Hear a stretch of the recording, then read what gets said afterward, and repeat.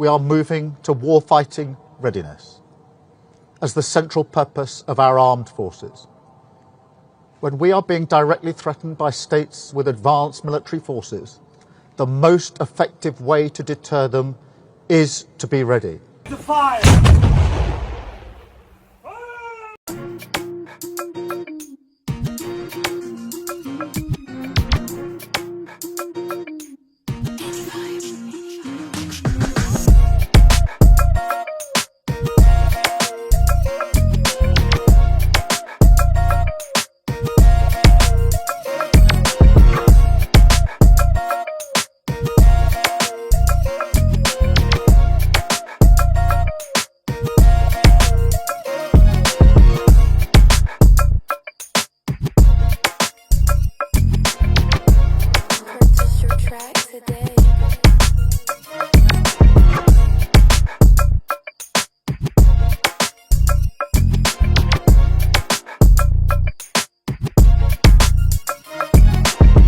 We are moving to warfighting readiness. To fire!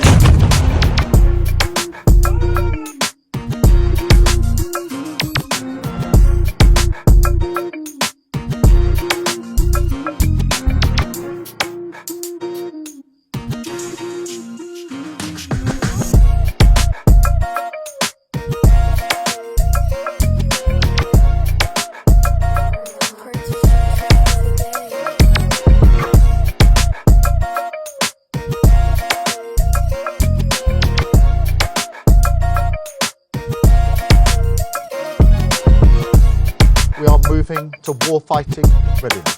To fire!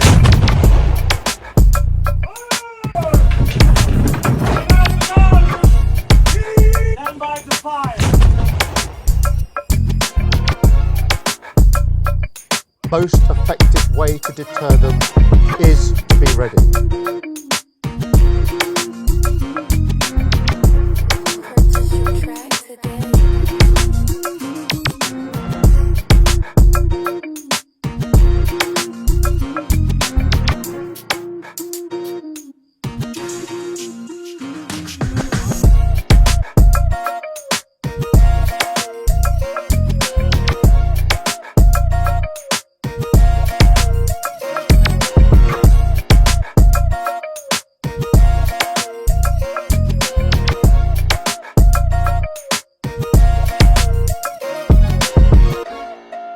We are moving to warfighting readiness. Most effective way to deter them is to be ready. To fire! Hello all and welcome. It has been a while. This is Arjun Demlightumach with a story that might be a little touchy for our British friends. But who cares, right? Our opening section of this video might have been a little harsh. So now I will try to set the record straight. The Royal Navy is not that bad. It may be a little worse. First, let's talk about what the UK spends on its armed forces. There's always an interesting debate when the warmongers want a bigger armed forces and are trying to decide which unfortunate group in society will have to take the job. Last time around it was the farmers and the disabled, both were threatened with castration. Okay, so the UK is consistently over the last 20 years in the top 5 spenders. That should equate to a navy that is world-class, ship-shape and most crucially, as the plank put it, war-ready. The UK has a fantastic history of ruling the waves and never being slaves and all that. So let's look at what your hard-earned British tax pounds have bought you.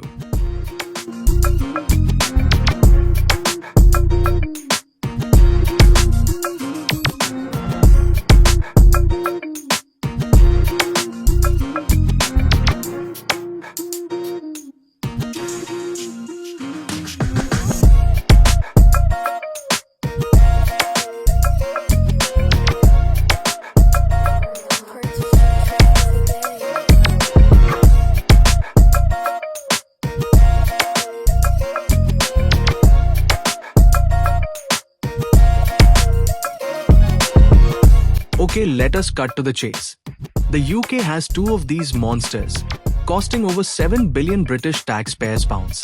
But unfortunately, the ships are shit. They keep breaking down, They don't have enough planes, and most importantly, they don't have the escort ships and missile destroyers needed to operate these ships at war. The bottom line is, without the supporting ships and missile destroyers, these platforms are no better than a floating coffin. So let's see what else the old girl has. The much-wanted UK hunter-killer submarine.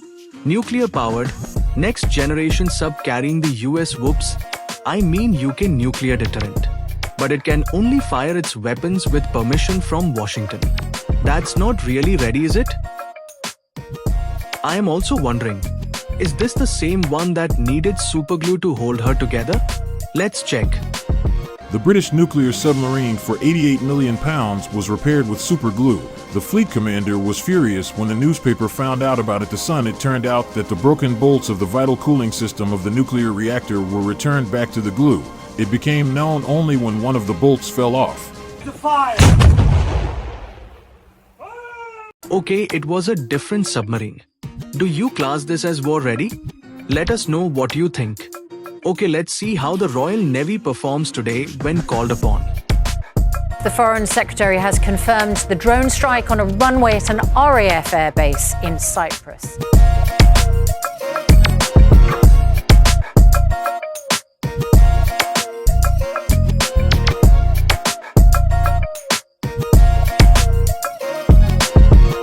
Do you see how propaganda works? The ship that was scrambling was doing no such thing.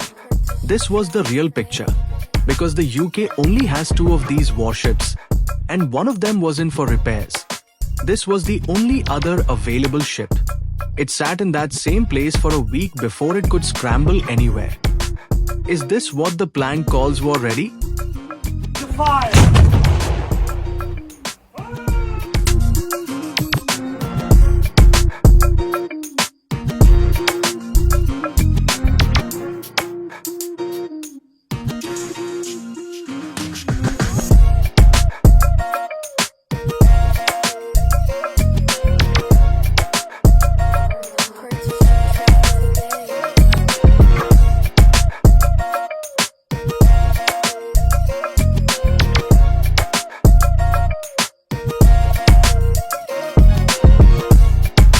Most effective way to deter them is to be ready.